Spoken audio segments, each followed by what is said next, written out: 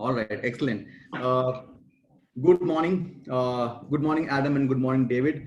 Guys, for your information, the guy with the beard on the right-hand side is Adam, and on the left-hand side of the screen is David. Guys, my name is Amit. I'm from India, and we run a software company called Enalito. We are a one-stop solution for e-commerce clients like yourself. So we help a lot of e-commerce customers across the US in solving a lot of problems, ranging from defecting customers, ranging from email marketing campaigns that you guys run, ranging from digital ad spend that you do. So we help solve a lot of problems for e-commerce clients, and we are on Shopify, Magento, BigCommerce, WooCommerce. Our app is available on all platforms for analytics, for personalization, as well as for e-commerce, as well as for email marketing. Guys, thank you very much for coming over this morning. We have Adam. Adam and both David are our partners, and they're in a jewelry shop online. It's called Luisa. Adam is a MSc in management and is a rank 1 holder in Eddy Universal Law ranking. Adam and David have a company called Luisa, and it's a carbon neutral company. We're gonna come and talk more about it. And it's a funded startup based by venture capital funding. And Adam recently started a fundraise campaign called United Together, and they are making a bracelet which is a symbol of interdependency, and all the money for the bracelet, the proceeds go to a charity that is supported by Adam. Adam, thank you very much for coming over this morning. Really appreciate your time. David is the CEO and co-founder of Luisa along with Adam, and he's a prominent guest lecturer at a number of fashion institutes, including Parsons School of Design and Fashion Institute of Technology. David is also a founder of Ateliers Tamden Corporation, a jewelry manufacturing and design group. David served as the e-commerce head in New York that was based on a footwear company of a direct-to-customer brand, and his colleagues describe him as a guy who is full of energy, enthusiasm, and an excellent team player. Davey is a multilingual guy. He speaks English, French, Italian, and Spanish. That's excellent.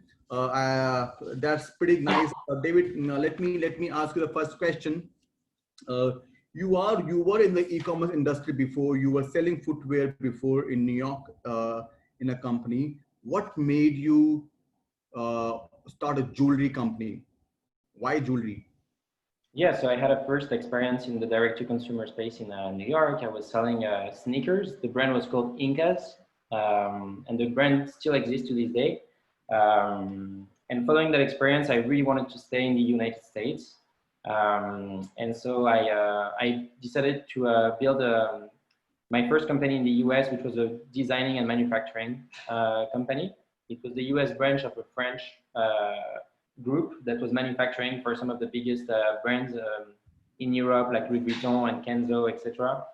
And so after a few years here, I really wanted to create my own venture in New York with Adam. And so we decided to put all of our experience from the online fashion world behind Luisa. Yeah, 2 years ago. 2 years ago. So how did you meet Adam? We actually met in Shanghai in China while we were in business school. We were both doing a master in management, and that's where we met, and we stayed friends over the years. Wonderful, wonderful. Adam, so you met David in Shanghai in a B school. Why is being carbon neutral so important for you? Yeah, I think it actually came more from David's experience. We've been working together across fashion. So David as designer and manufacturer, and me as a marketer, mainly for a lot of direct-to-consumer brands. And beyond the personal aspect of climate change and protection of the environment, we were seeing the crazy share that online was taking over retail. and obviously the cost, the environmental cost associated to this. So we thought that if there were one thing that e-commerce could do since the get-go, was to be 100% carbon neutral. And why since the get-go is because it's way easier to do it if it's part of your DNA and your core, and when you create all the companies, the process, the manufacturing, and the sourcing, rather than just becoming the next day carbon neutral just because you decide. So it was really at the core of the company, and we thought like with the share that e-commerce is taking, now we're now at 30% for the jewelry industry, so 70% is still retail, but it's growing very quickly. It was just not a question and a must. Excellent, excellent. David, is it expensive to be carbon neutral? Is it expensive to be carbon neutral? First of all, it depends what you call being carbon neutral. Each company, there is not really a single norm across the industry. So in our case, we decided to do everything from the sourcing of our metals up to the end of life of the product. So we decided to include all of the steps of the manufacturing, the sourcing, the making, the shipping to the US, and even the shipping to the customers. We also included all of our energy expenses in our offices. So yeah, as a company grow, it can become pretty expensive, but in our opinion, it's like part of the mission of the brand. And what's interesting is that if you look at brands that are very established, like Pandora, they did commit a few weeks ago to becoming carbon neutral within 5 years. For us, it was something we wanted to do right away. So we didn't have 5 years to wait for these things, and so we decided to go much faster. And that's why we announced earlier this year that we were carbon neutral less than 2 years after being launched. I don't think we see it as a cost. It's part of the company, and it's like anything else. So we don't see it as a cost. That's something that is really like, we're not bleeding money out of it, in the sense that it's really our will and our decision and our very favorite.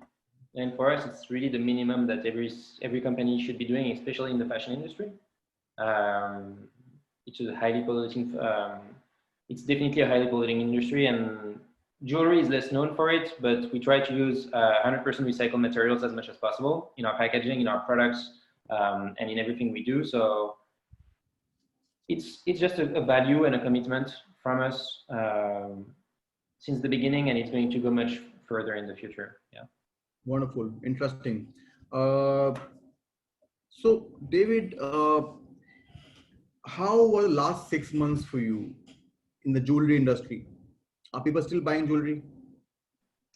People are still buying jewelry in the US. I would say what we saw is what most e-commerce players saw over the last few months. We saw first a dip in March due to COVID-19, where everyone was not sure about how the future would look like. And then over the course of April, May, June, things went much faster than usual. And so that kind of dip and acceleration is something we've seen across brands and across e-com platforms. So for us, it was the same. We were anticipating a much harder Q2 for the company and Q3, but because of COVID and because we are a direct-to-consumer online brand, we saw a spike in traffic and therefore in sales. Mm-hmm. Interesting. So Adam, there was a dip in the beginning, and then the business started picking up. Do you also have offline presence? No, we have no offline presence at all. Is it in the cards? Is it on the cards?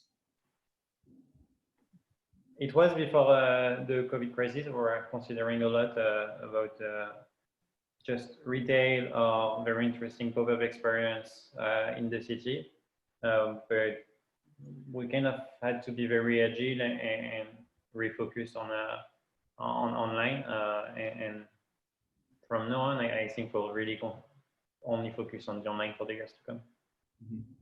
So, guys, jewelry business has been done since many years.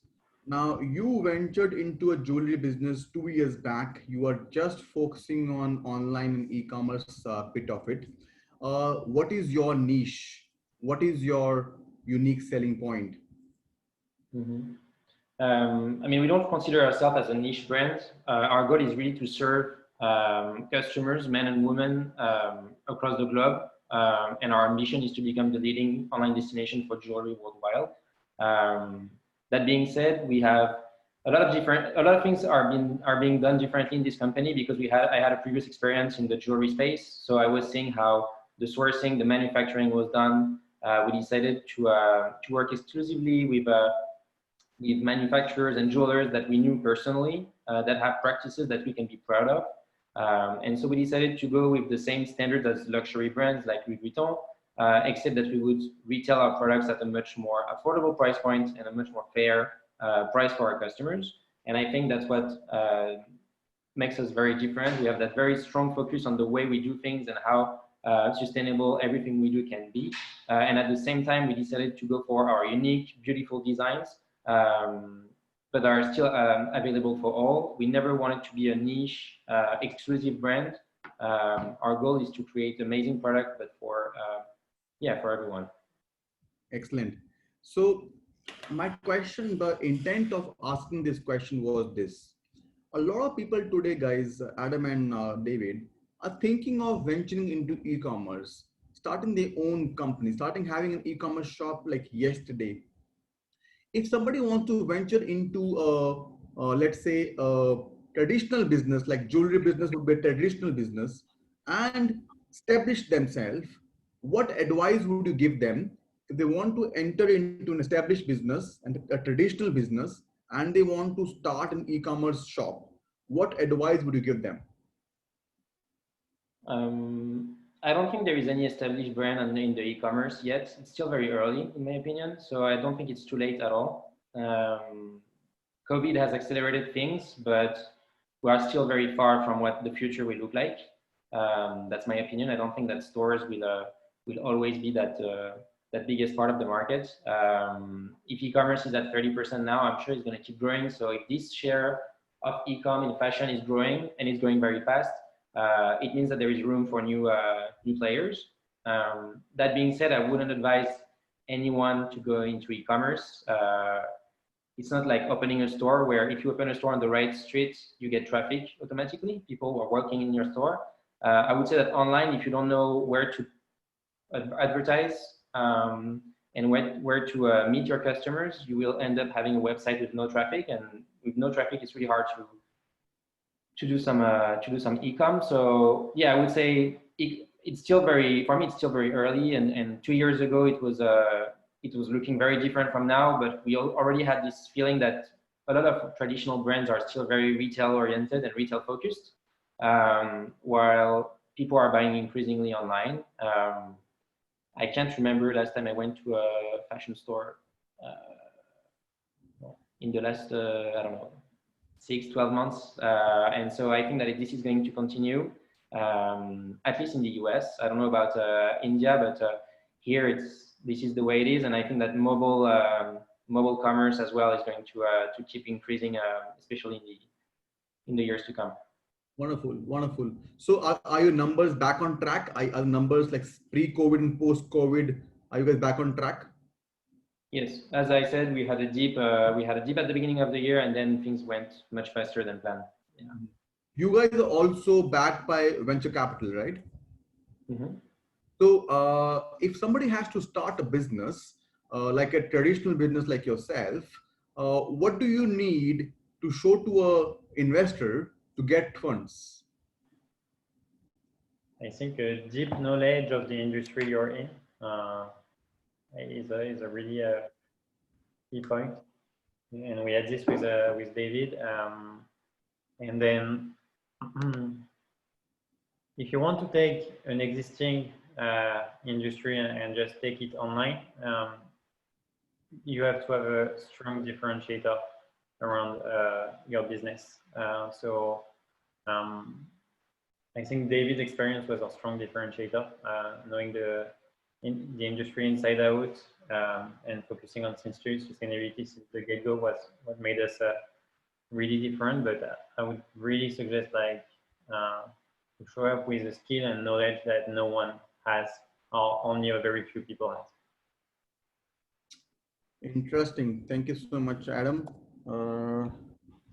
Shriya, welcome. Uh, Let me change your name. Hi. Everybody. Uh, Sorry, there was some glitch in my email, it seems, or I don't know whether it was Priyank's email that I did not receive the link in time. oh, So okay. apologies. Yep, no problem, no problem. We have David and Adam, and we were doing our interview with them. Thank you very much for joining in. David and Adam are in New York and are in the jewelry business. Shriya was in India. She was working in a couple of TV serials in India, and very famous ones. I have seen her on TV before.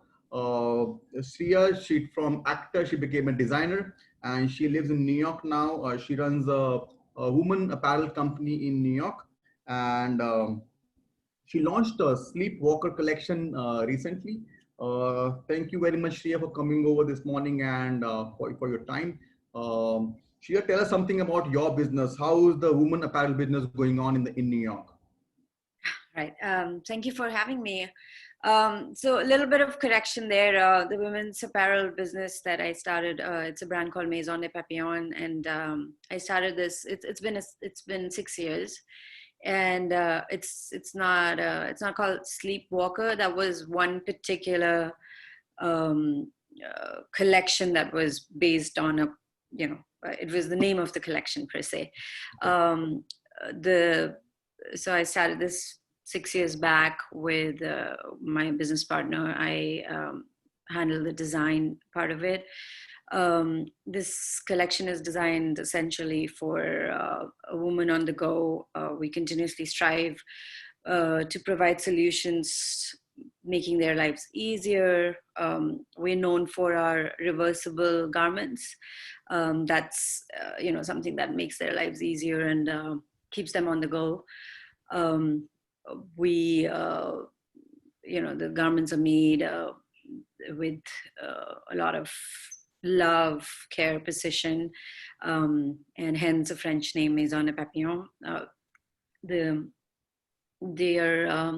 We're known for our silks and cashmeres mostly, and it's a New York-based brand. We are in around, we were in around 200 stores so far, and I would say 50% of the business is with hotels and spas. So that's a little something about the brand. And I don't know what you guys were talking about, but we can. No problem. I'll ramp you up. So your business was primarily into hotels and spas and e-commerce bit as well. So I'm sure your business on the hotel and spa side is being hit. What are your plans? How are you pivoting? So the hotels and the spas and also the boutiques has been hit, and e-commerce has picked up. Hotels, as soon as they shut down, the orders and everything was held up, but now they are opening up slowly and steadily. There are some properties that cannot keep the product on the shelves, wherein there are some properties still waiting to open. So there is some bright side there. But as far as pivoting is concerned, I think it was high time that fashion already needed some cleaning up. This industry was expecting some changes. We never knew when it would happen, but the whole pandemic situation has kind of led us to a place where the changes are inevitable, and we are seeing these changes. The whole gamut of buying a couple of seasons ahead, having so much product made, having so much product on the shelves, in departmental stores and everywhere. It had to stop. There is so much waste we are creating. The customers are seasoned or conditioned to buy anything on sale, on discounted pricing. And to match up to that, designers had a very difficult time matching up those prices, and ended up, in order to maintain those prices, we have to place orders in advance for bulk of production so that we can, have that kind of price point, we can achieve that kind of price point. And these garments end up in landfills, or they end up on these shelves on sale, and there's no coming back after that. So I think that needed to stop, and we are looking at whole concept of buying less, buying sustainable. So sustainability is something that I think is the word of 2020, and we are going in that direction full swing. So yeah. Shriya, Adam and David, they run a jewelry shop online, and it's a carbon neutral company. A lot of big companies are thinking of being carbon neutral, and you are about being sustainable and moving in that direction. That's fabulous. That's wonderful. Shriya, what online platform do you use to sell stuff? So it's a WooCommerce is what I use. The website is built on WordPress. Okay. Yeah. So are you focusing more on e-commerce than ever before? Yes. So e-commerce is something that now we're building and developing as we speak. I mean, the website is still being, redesigned, and that's why there are some glitches on the website if you go on the website right now. But yeah, we're focusing a lot on e-commerce because that's the way to go about it now. People would be a little reluctant going into these stores. However, we were never in departmental stores, and the departmental stores, I think, are the worst hit, and they were being, it was already, we were noticing some changes there. There were so many of these shutting down, and, Barney's, went through the bankruptcy, and then Neiman Marcus has a whole, other situation. We were essentially focusing on these boutiques and smaller concept stores.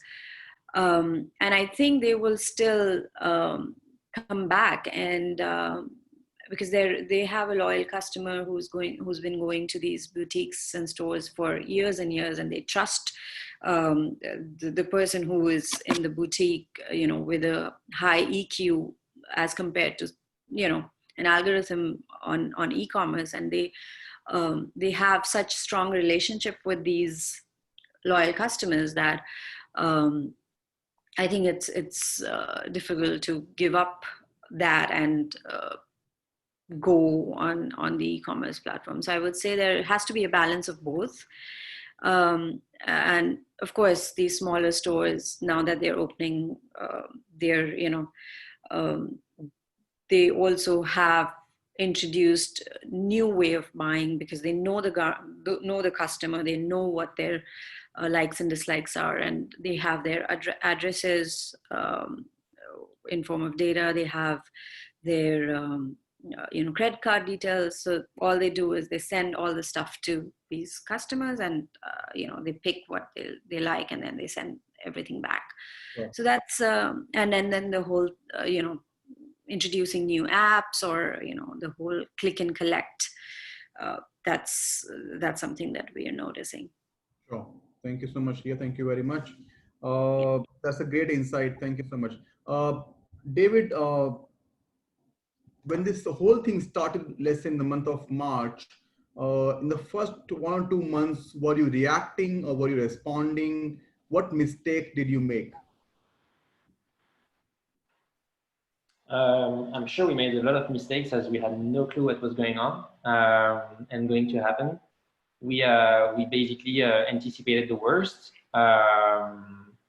and then we were in a situation where things accelerated, and we got a lot of products sold out in May and June on the website. I'm not sure how we could have better anticipated this because it was never seen before situation. However, we did everything we could to make sure that shipping could keep going as usual. So we had to implement a lot of measures in our warehouse, a lot of safety measures for our workers to make sure that we were CDC compliant and New York State compliant. But I'm glad we were able to quickly make that shift, rebuild actually the way the warehouse was organized, and being able to keep fulfilling orders. So yeah, in March, April, things were looking very slow, and then in May, as of April, May, things started accelerating like never before, and we are still on a very accelerating trend at the moment. So yeah, we've been very, very, very lucky to be online. But yeah, that was our conviction. Like from the get-go 2 years ago, we knew that the jewelry space, the fashion in general, the jewelry specifically, because it's an accessory, you don't need to try it on necessarily in terms of sizes. So you can easily buy it online and return if it's not your fit. But we had the conviction that the online world would be taking over jewelry, and it was one of the most advanced verticals within the fashion industry for the e-com penetration, and things kept accelerating. And if you're looking at all of the news in the jewelry space, online players are the ones that are at the moment driving the market. So yeah, things went down. We had no clue what was going on, and then things went back up much faster than we could ever imagine, to be honest. So yeah, we've been very lucky and doing everything we could to keep up. And now we are back to normal. Yeah, I would say we're also very happy to be able to offer some jobs. We've been hiring a lot, onboarding remotely, but hiring a lot with 30 million people without any job in the US right now.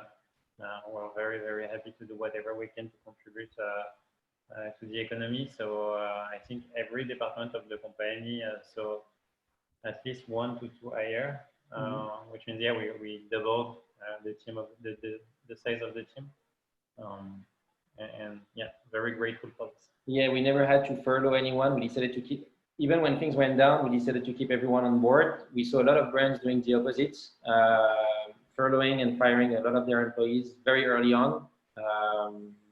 For us, it was kind of the opposite. We decided first to keep everyone, and then to invest even more on the team and on the facilities and on our in our offices, in our products over the last few months, hoping that the end of the year will be better for the US economy in general. But yeah, we've been very lucky. Wonderful, wonderful. So that's a great thing you guys are doing. You did not fire your people. You were investing back in your people and in your models and your company's product. You were also from day one, in about 2 years, you became carbon neutral.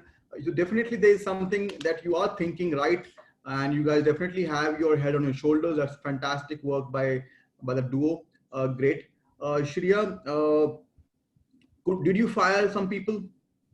No, so we, like you guys, we also decided not to fire anyone, not to furlough anyone. We decided to keep the team because it's a very, very challenging aspect when it comes to running a business. It's a good team, and luckily we are blessed with people with, talent and like-mindedness that we wanted to keep them and wait for what happens. Of course, the government played a part in it, and we were entitled to the PPPs.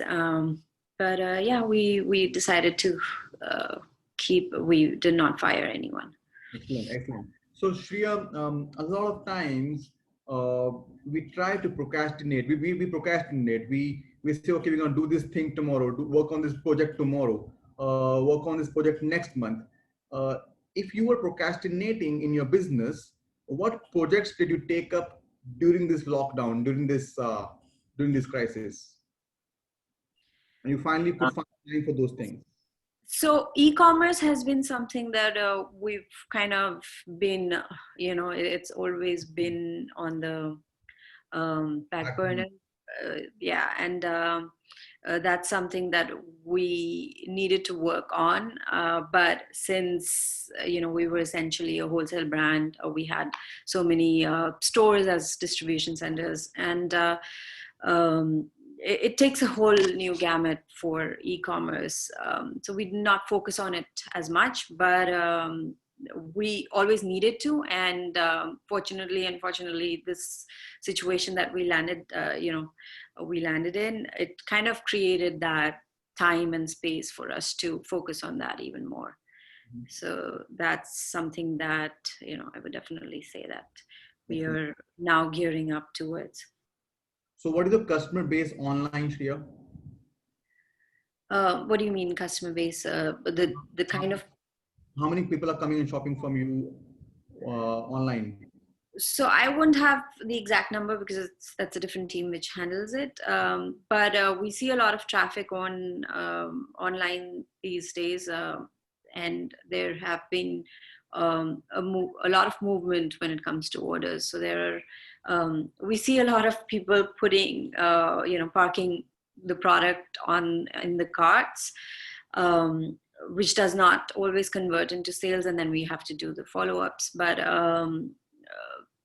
after the pandemic hit, I think because people are looking for more of this kind of stuff, loungewear kind of stuff, I've seen the sales go up. So there are online orders almost every day coming in.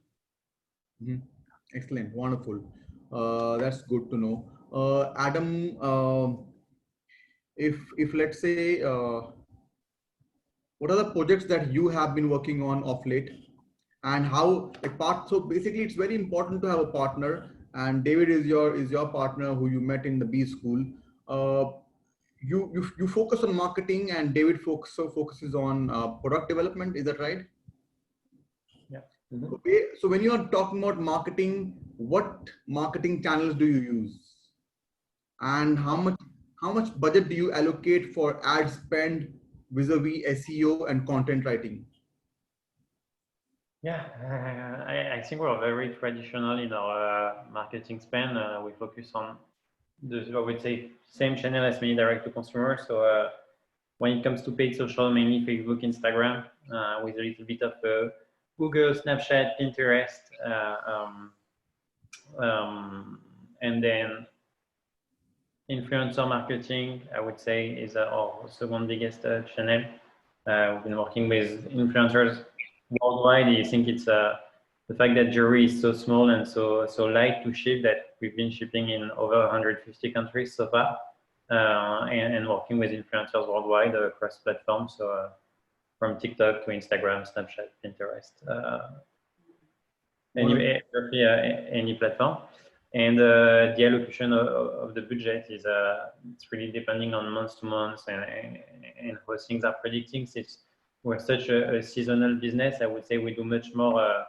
So Mother's Days, Valentine's Days, and end of the year are the big time for us. And allocation of budget is more like towards influencers during the weak time of the year, and around paid marketing during the strong time of the year.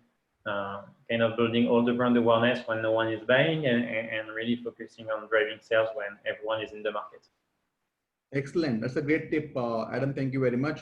Adam, you spend a lot of money on Facebook, Instagram, influencers, and also in content writing. Now you're shipping to 150 countries. I'm sure sometimes shipping is more expensive than the product itself. This is the challenge of shipping, expensive shipping. How do you make sure that you reduce your shipping charges? What do you do to reduce your shipping charges? I mean, very simple. We offer free shipping above $100 for international customers. And we have a great partnership with DHL, so people get their packages in 2 to 3 days, no matter where they are on the planet. We have great rates with them, and the only issue is that some countries, including India, for example, are not allowing gold to be imported and to be sent. So we decided to stop selling to India and Russia for the same reason. Hopefully things will change, but yeah, besides those two countries, every other country in the world is pretty open to us exporting our products. Wonderful. Are you guys Are Sorry? you guys still bootstrapping, or you guys are profitable? We're a profitable company, yeah. Yeah. Okay. When you guys took up the investment from the investor, I'm sure in the beginning there were a lot of there's a war between getting more customers, burning more cash, vis-a-vis becoming profitable. So if people are venturing into e-commerce business and they're backed by funding, what do you advise them? Profitability versus getting more customers, and like increasing the being aggressive on getting customers. I think there is a very simple answer to that. If you're not profitable when you sell to one customer, you'll never be profitable when you sell to 1 million customers. So there is like, it's not one or another. Either you have a business that makes sense or you don't.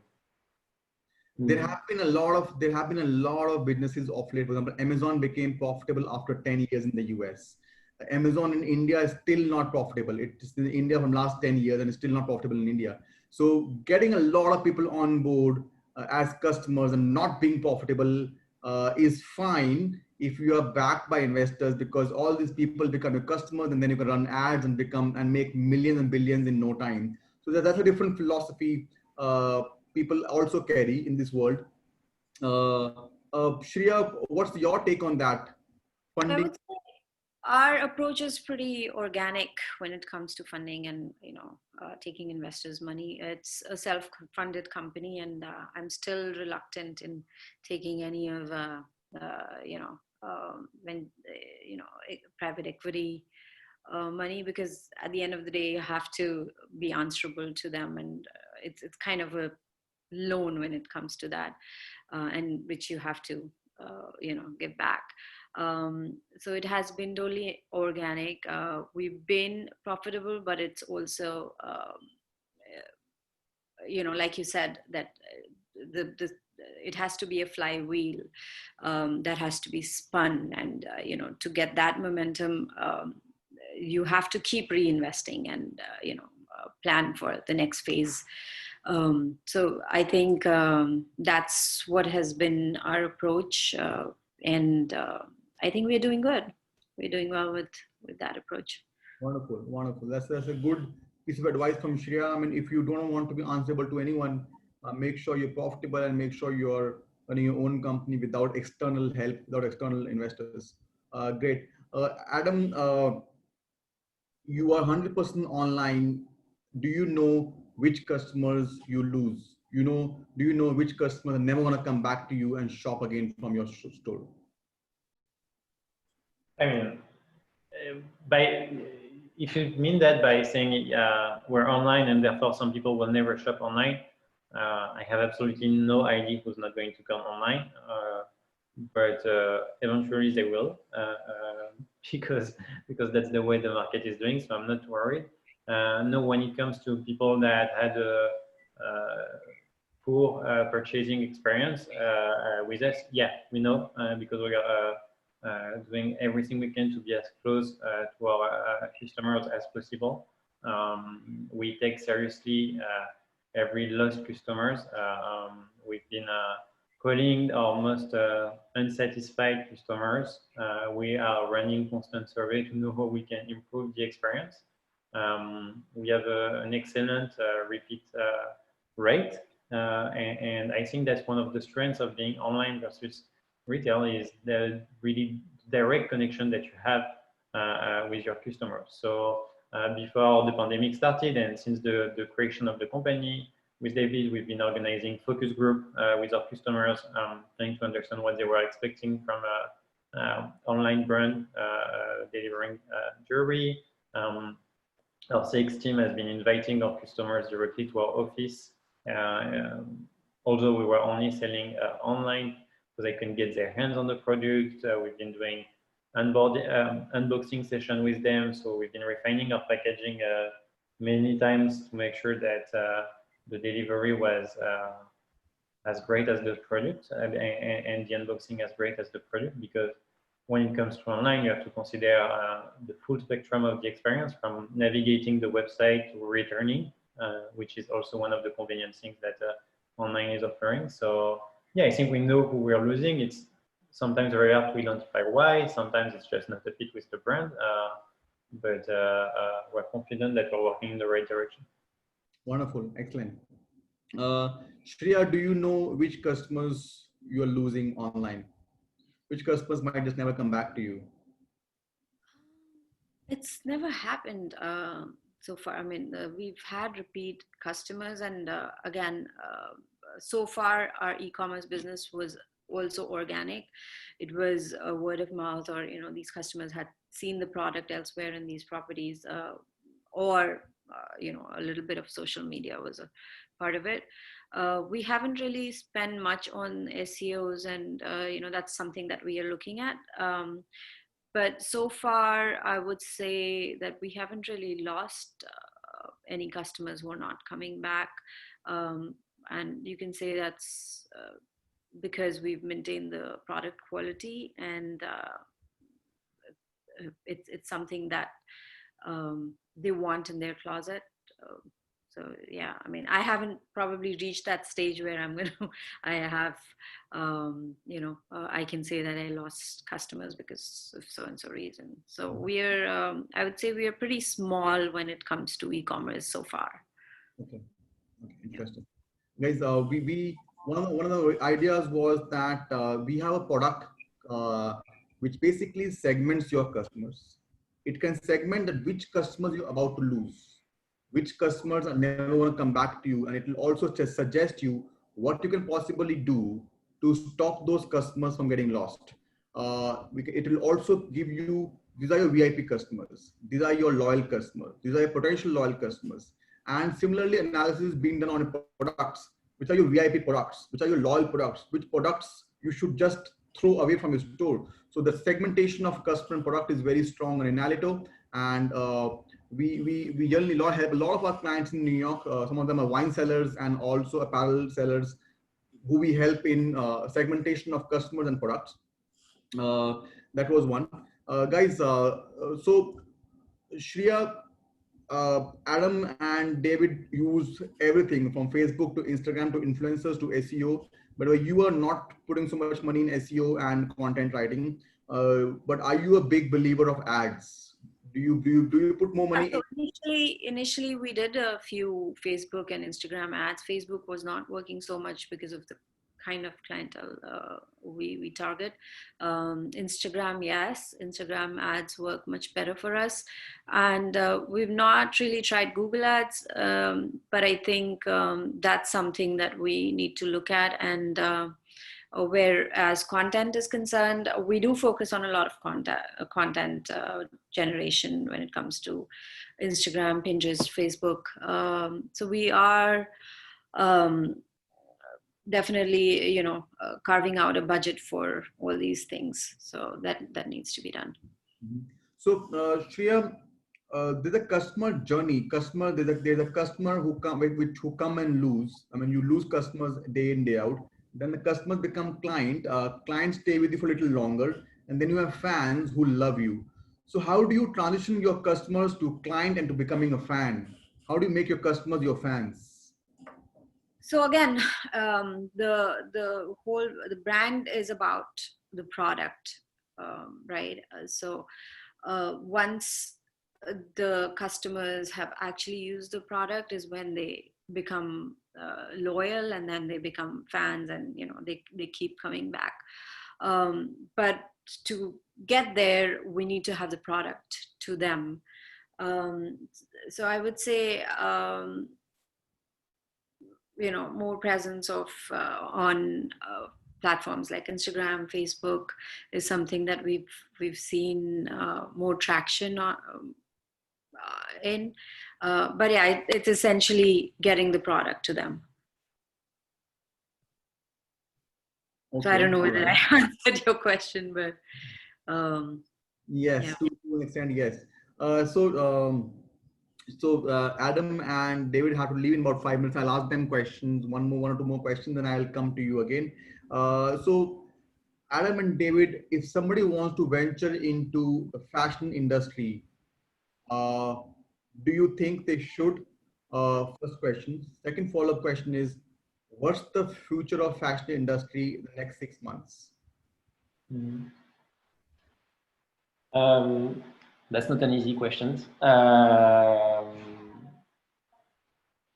mean, I don't like being the one giving advice to anyone. If someone wants to do a fashion and that's their passion, they should go for it no matter what. So yeah, I don't have any specific advice to give to anyone, but on the future of fashion, I mean, we're still seeing a lot of big chain stores being filing for bankruptcy. I think Century 21 just filed for bankruptcy in the US. So the next few months, given the evolution of COVID now, should be online, I'm guessing. We are doing everything we can to offer the best experience online, from discovering the website to the moment you want to return your product in case you're not happy. So I think the future of fashion is going to be in those tiny details that make the online experience something pleasant, something comfy, and something you want to do again. I still think that many websites are really hard to navigate. Return processes are really complicated. And I think that consumers are getting more and more educated, and they know now when a brand is taking good care of them or not. And that's also one of the reasons why people come back to us or to other brands, having that strong focus on customers. So yeah, the future of fashion to me sounds more sustainable, more responsible, obviously, but also more online. Everyone we talk to at the moment in big brands in New York are seeing spikes in sales in e-commerce. I think there is a good reason for that, and I think people who got used to it will keep buying online in the next few months. Q4 is coming. It's hard to say how things are going to be in November and December. We don't know if a vaccine is going to be available in the US or not. But if it's not the case, I'm guessing retail is going to be definitely in a tough spot. Yeah. Excellent, wonderful. It's a good piece of advice, David. So you're saying that e-commerce is the way to look at. There are a lot of big companies in the US who have shut their shops, who are like billions of dollars of big companies that shut their shops. But if you have passion towards e-commerce, just venture into it. If you have passion towards fashion, just venture into it. One last thought, David, before we let you go. There are a lot of companies, big companies, who are now working from home. So are people if people are working from home, will they still invest in jewelries and apparels and clothing and fashion? Yeah, I mean, the good thing about jewelry is that you don't need to, you can put it on a Zoom call. You can wear earrings on a Zoom call. You can wear earrings on a necklace, or a necklace on a video. If you want to add that special touch, jewelry can be the perfect accessory. And once again, we've been very lucky. We never thought of that, obviously, before. But it's a reality that accessories are a good way to change your outfit very easily. So people do work remotely, but people still want to enjoy themselves with nicely designed and well-made products. So for us, the remote change in the workspace has not really impacted the way we sell our products, I would say. Yeah, I would say it's very different from shoes or handbags, which are things that you need to get out of your place. So no, it's the future of fashion is also very contextual to where people are working, living, and the fact that they want to wear something that is much more comfy. So yeah, I think adapting to the macro context is key for any fashion retailer. Excellent, wonderful. Thank you so much. Thank you very much, guys. I will let you go, and thank you so much for your time. Thank you very much for coming over. We're going to be cutting the small snippets of this video call. Shriya, you have to just hang on for a few more minutes as you came late. So I'm going to ask you a couple of more questions. I will let David and Adam go, and thank you very much. Nice to meet you, Shriya. Take care of yourself. Ciao. Nice meeting you guys. Shriya, you were in TCS for heaven's sake, and then you jumped to. So how do you how did you get to know about me? How was this whole How did you find you guys? Yeah. So we had a huge database of people. We're looking at their websites, how much traffic is increasing on the website, what business they are in, for how long have they been there doing their business, and a lot of parameters. We have shortlisted around 27 speakers for this week-long fashion summit, and you are the chosen one. Got it. So how did this transition happen? Sorry, the transition. So I was always, I was. New York. So I was when I was in India, growing up, I always was bent towards the creative side, and most like most other children, I was kind of navigated towards a different direction, which is computers by the parents, and the creative side was never explored, but I always wanted to do something creative. I wanted to go to an art school, but that didn't happen. I continued working with these ID companies, and I still.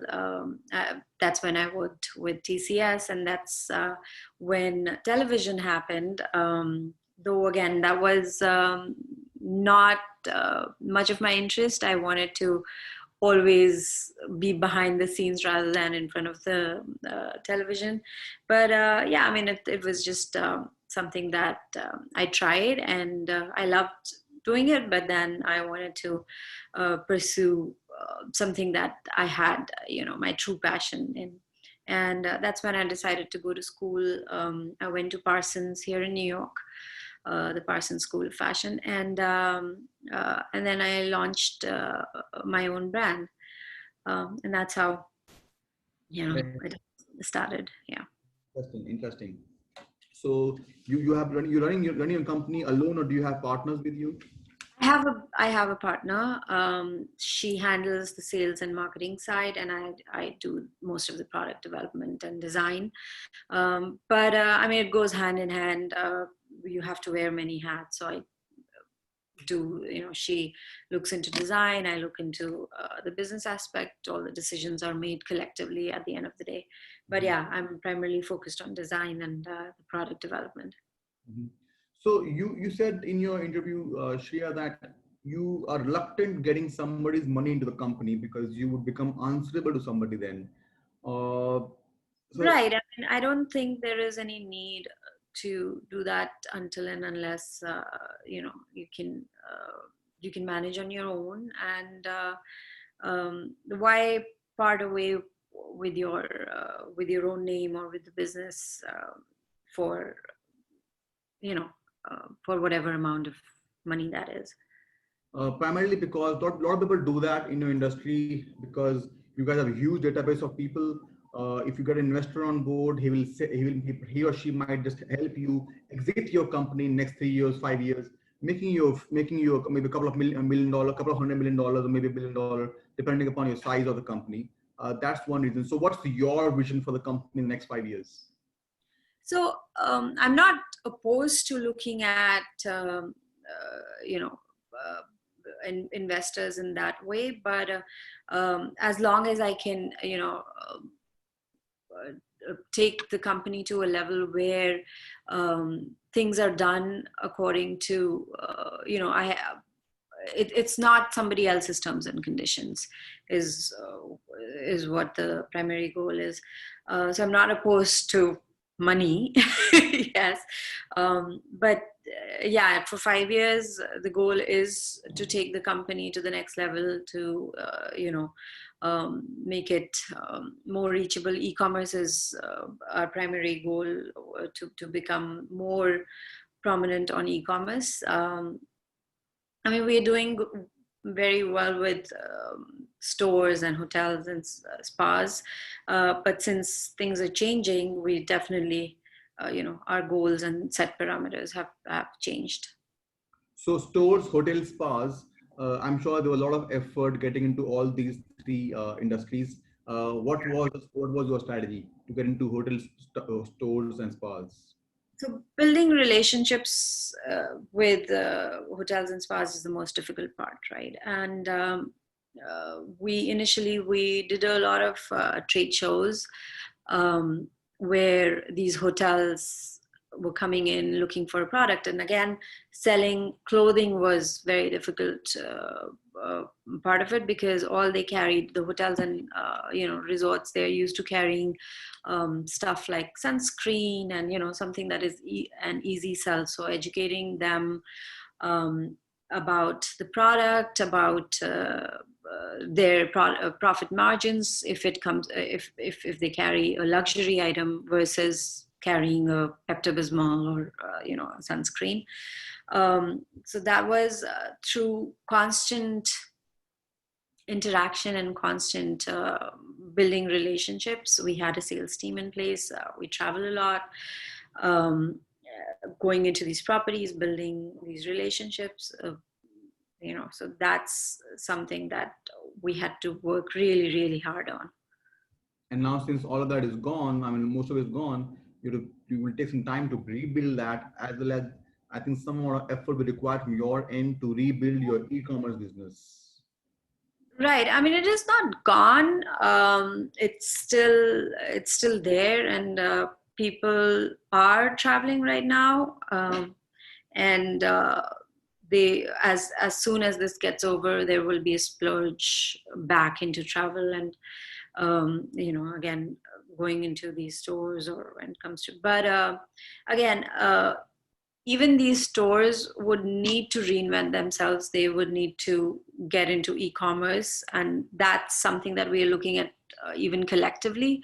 Being their patrons, they've been carrying the brand for such a long time. We're trying to do something collectively when it comes to an e-commerce platform too. But for the brand itself, yes, e-commerce is something that we're looking to develop. Interesting. So, Shriya, tell something about a partner. How to choose a partner in a business? Oh, that's a good question. A lot of people ask me the same thing, and a lot of people who are looking for a business partner, and they have they face a lot of difficulty finding the right person. Sometimes these partnerships don't last. Sometimes they don't find a right partner. But I think early on, setting your goals and knowing what you can do, versus trying to do everything on your own, identifying your strengths and weaknesses at the same time. Also knowing what you need in the other person. So for me, selling is not my strong suit. I needed somebody strong when it comes to sales and marketing and coming up with ideas. That's what I was looking in a different partner with a strong eye in fashion, of course. And that's when I found my business partner while going to school. She went to Parsons with me. We had a few classes, and again, it was an organic relationship. And I saw we shared similar experiences, we shared similar goals, and we identified right in the beginning what my strengths are and what my weaknesses are, what I need to, and she did the same, I feel. So I think, yes, setting goals for yourselves and knowing what you can do. Wonderful. Excellent. Thank you so much, Shriya. Thank you very much. Really appreciate your time. Although you could not join in the beginning, maybe some technical glitch, but really appreciate your time. Thank you so much. We'll connect back again with you. We would like to demo you our product. I'm sure WooCommerce is something that we do a lot, and we would love to show it to you or to your team so that you can help you out in your email marketing, your personalization, since you're building up your website right now. And we can tell you a lot about your customers, a lot of analytics that we do for WooCommerce. So we'd love to connect with you sometime, maybe this week or next week. Sure. Love to do that.